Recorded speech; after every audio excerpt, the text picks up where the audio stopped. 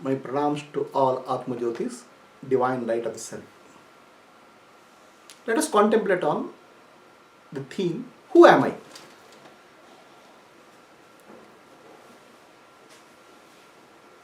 The I, what we speak of, takes many identities. Body identity, mind identity, intellectual identity, and relationships, profession, and many identities. Right? But deep inside we have a feeling that in spite of all changing identities, I am changeless. Deep inside the heart of our heart we know that I am not changing.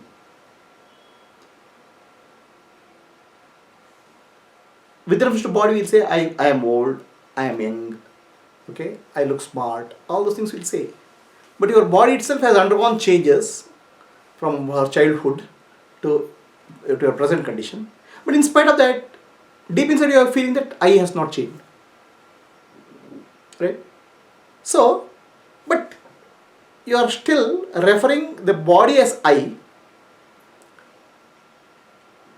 in spite of body undergoing any changes. In fact, the body undergoes changes every minute of the day. Thousands and thousands of cells in the body die every minute. Okay? And new cells are born. It is said that after a couple of months, there is a rejuvenation of your functions within the body. Your heart gets changed, your lung gets changed, your eyes get changed, your brain gets changed. And within about few years, you have a completely refreshed body, entirely changed body because of the death of old cells and birth of new cells.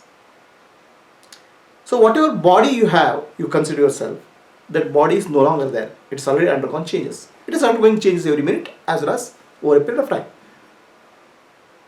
But still you think that you are a body. You are referring to yourself as a body. How is it possible? Body is the way for you, other people to recognize you. They recognize you through body. Right? But that's for other people. Have you recognized yourself? Your recognition of yourself is called self-realization. Somehow there is a mistaken identity with reference to body. You think you are the body because of some mistake. Now this leads to a lot of confusion and a lot of stress in our life. If the body is old, I feel depressed because I have become old. Body is in pain, I start thinking I am in pain. All the conditions of the body we start putting on myself.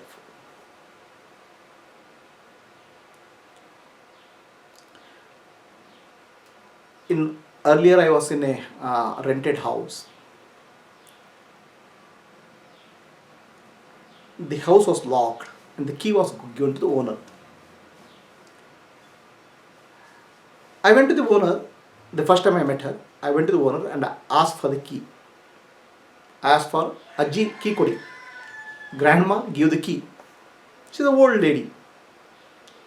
She was furious. She started shouting at me. How can you call me grandma, Ajji? Everybody in the street calls me auntie. Do I look so old to you? Right? So, calling her as a grandma hurt her because she identifies herself with the body. Body is changing.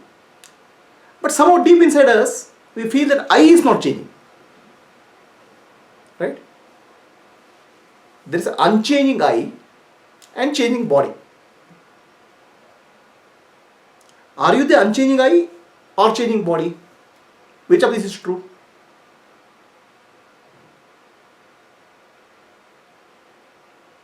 Deep inside you know that you are unchanging I.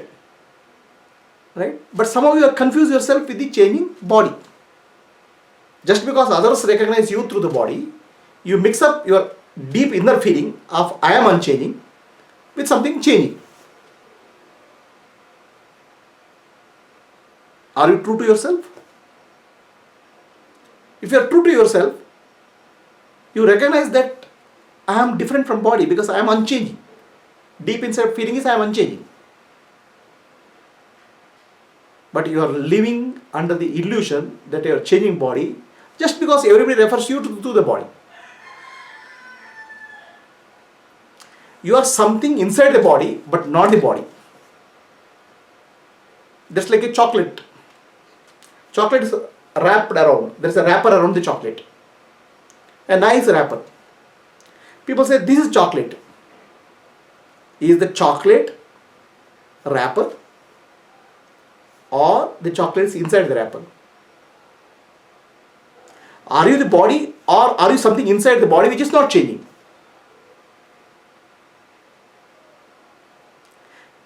Deep inside you know that I am something unchanging. That means you are not the body but something inside the body which is not changing. Right? Similarly, you say I am happy or unhappy. This is with reference to the mind. Mind is changing constantly. Morning one mind, afternoon one mind. If India team wins the cricket match, one mind. Okay, if India team loses the cricket match, another mind. Right? Depending on situation, the mind changes. But still use I am happy or I am unhappy as if you are the mind. How can you be?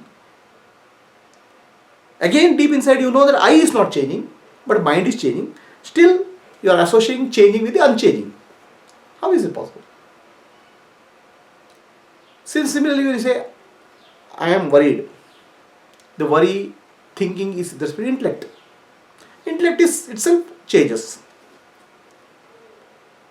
The thought process changes. But you are unchanging. So how are you associating changing with unchanging? What is this confusion?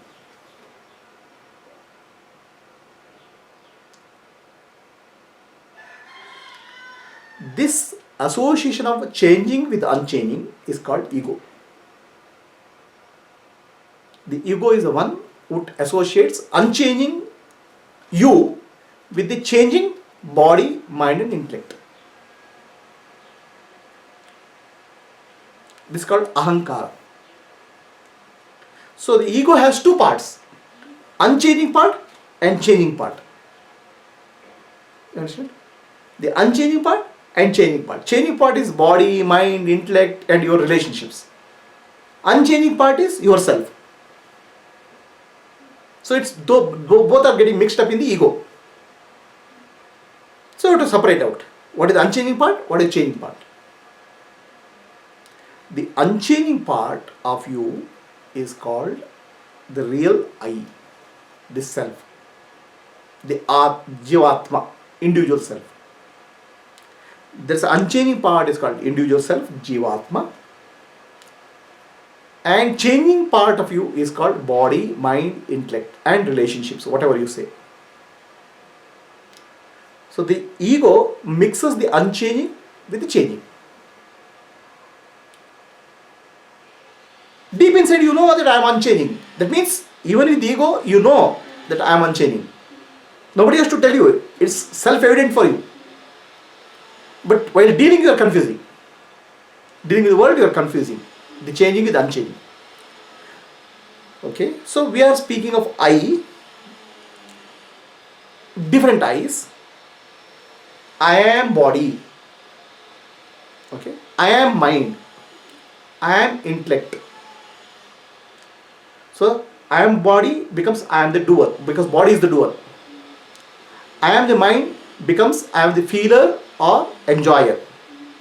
I am the intellect becomes I am the thinker or knower. So are you the doer? Are you the thinker? Are you the experiencer or enjoyer? So these are changing parts. The real I is something which is unchanging. How do you find the real I? When do you get a sense of I? When you wake up in the morning, the I sense comes. When you go to sleep, the I sense changes. That means you start taking some other body. In the morning you may be a young man. In the sleep you may be different. There was a Zen master. Okay. He woke up in the morning and started crying. His disciples came and asked him, "Why are you crying, sir?" He said, "I had a dream.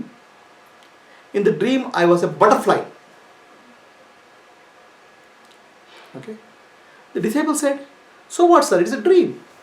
Now you are Zen master. All of you are our disciples." The Zen master said, "I don't know whether I am a Zen master, I dreamt as a butterfly, or butterfly is dreaming that I am Zen master. Which one is true?" Right? You take a different identity in the dream. Morning some identity, in dream some identity. In dream identity you may start flying also.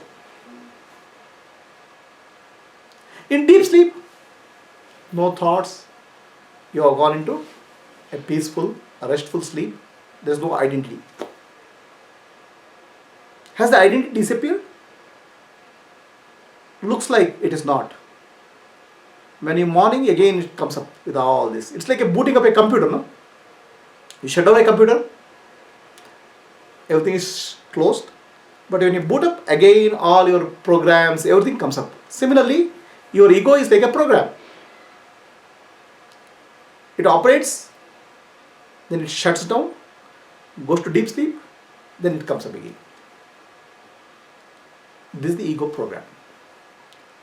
But if you look at it, the ego, in the morning it takes this body, in the night dreams it takes another body, and deep sleep there's no body. That means in a single day, you have gone through different identities. Are they same identities? Is there a continuity? There's no continuity. Suddenly from waking state to dream state, you will jump into some other identity. And dream state to deep sleep, you will jump into some other identity. This is completely discontinuous. Are you three different discontinuous identities? Then there's no relationship between these three. So there is something common in all these three. And the common thing is called Jivatma, the individual self. The one which takes the variable identity is called ego self, Jiva. There is a Jiva and there is a Jivatma. Right? When you say I am, are you referring to the changing one or the changeless one? The changing one is called ego, changeless one is called Atma, the self. The self never undergoes changes. So that means no trouble. If it not undergoes trouble, changes, it means no trouble, no? Alright? What is the nature of self? What is the nature of Jiva? Self is the witness. When the Jiva goes through waking, dreaming and deep sleep state, the witness is the self, Jivatma. Right? Whereas the ego self, the Ahankara, takes various identities, goes through various states, and these identities are different, but still there is a continuity. And that continuity is Jivatma, the self. And what is the function of Jivatma? It is the witness, the observer. It is the knower in you. There is a knower and there is known. The knower and the known. The knower is the witness. The known is the body, mind, intellect, your relationships, world is the known. The known is the object. The knower is the subject. So you are that subject, the knower, the witness. And because this knower, which is actually consciousness, conscious self, the witness, It empowers your intellect. Intellect becomes the knower. Intellect becomes the knower in the light of the self. Intellect itself is an object. It is like electricity. When the electricity passes, the light is switched on. The light gives the light. The bulb is switched on and the light, it throws the light. Similarly, when the Jivatma is present, in the light of Jivatma, the intellect becomes active and it is the knower. It becomes the knower. Now the knower cannot know the source. Source is the Jivatma. Like electric bulb, it throws the light, but it cannot know electricity. So intellect gets powered by Jivatma, conscious self. Okay. So, but the intellect itself cannot know the source. It can only throw the light on rest of things. So intellect starts knowing the body and the mind, and it starts feeling that I am the scene. What it experiences. What it can see is the body and mind, but it cannot see the source, which is Jivatma. So it starts thinking that I am the body. So this is the source of error. It's an error. This is the beginning of the error. And that beginning of the error is called ego, ahankara.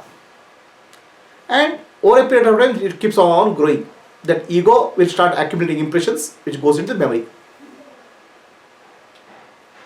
Right? But deep inside, you know that I am chainless. I am consciousness. That's why whenever you speak, you always have a reference saying that I am so and so. That so and so changes, the body changes, the mind changes, but I am not changing. That's because you know deep inside that you are chainless Atma inside. That's called Jivatma. Ego introduces the confusion.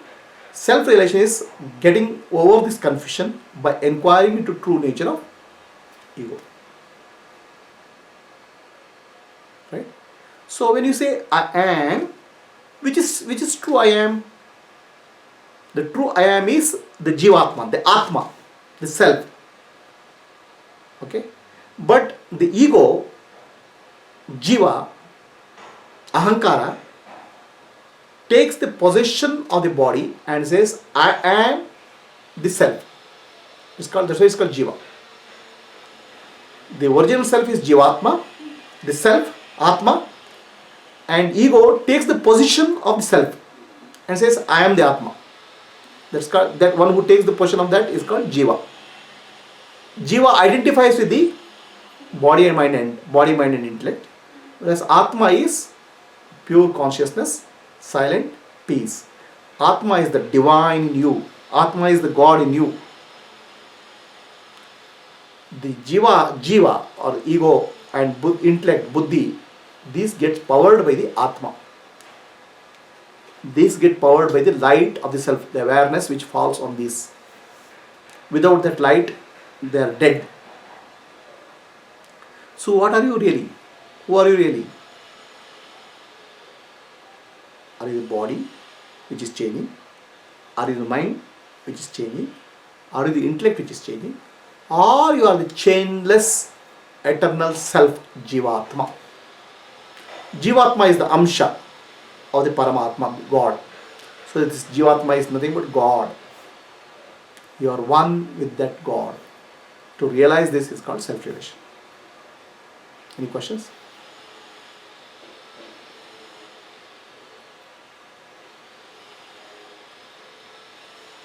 The changeless is perfect in its place. Changeless is perfect, yeah. The changing is also, its nature is to change, it keeps changing, that's also perfect. Right. But why is this association so strong? The changing changeless is perfect. Jivatma is perfect. It's peaceful. The change is also perfect because change is the nature of existence. Continuously nature is changing. But why is this ego so strong? Why is this association so strong? The answer is simple. The association is so strong because you are not inquired.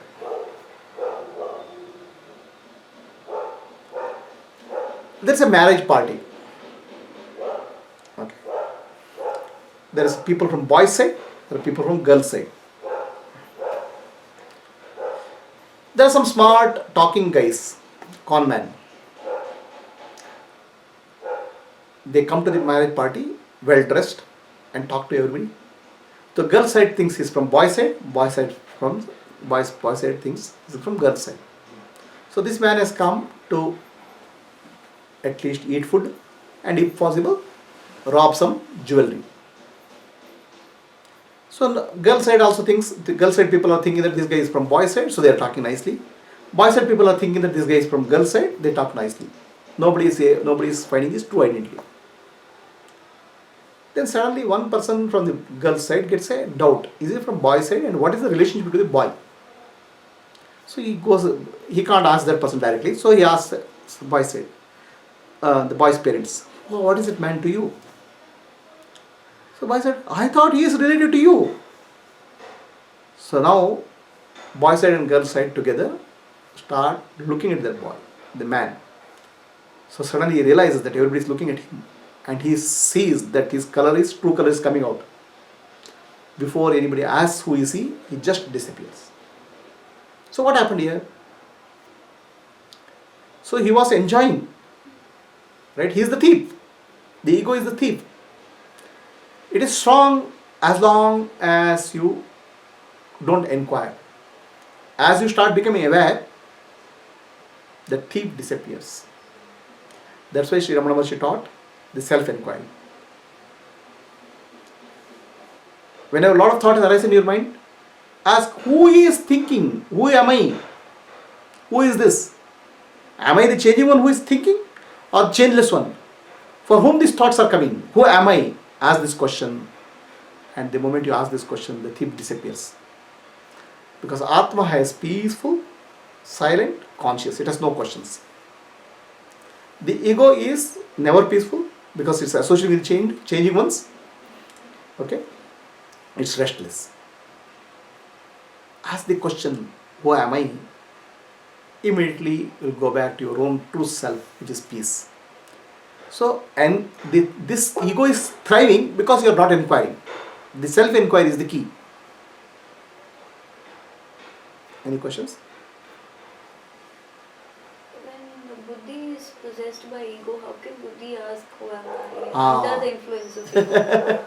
So the intellect is the real master in our body, working directly under Atma, right? So the intellect is clouded by the ego. Ego will take possession of the buddhi, intellect, and start. It's like a virus occupying a computer. So ego will catch hold of intellect and start make that buddhi do according to its needs. Okay. So how can you do self-inquiry when buddhi, who is the intellect, which is the real instrument which is available to us, is getting corrupted by the ego? So this is the question. For this answer is, this process is called contemplation. Okay?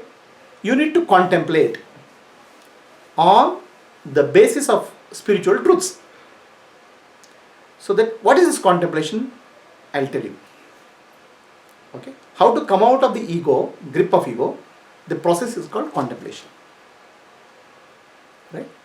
Let us elaborate on what is contemplation.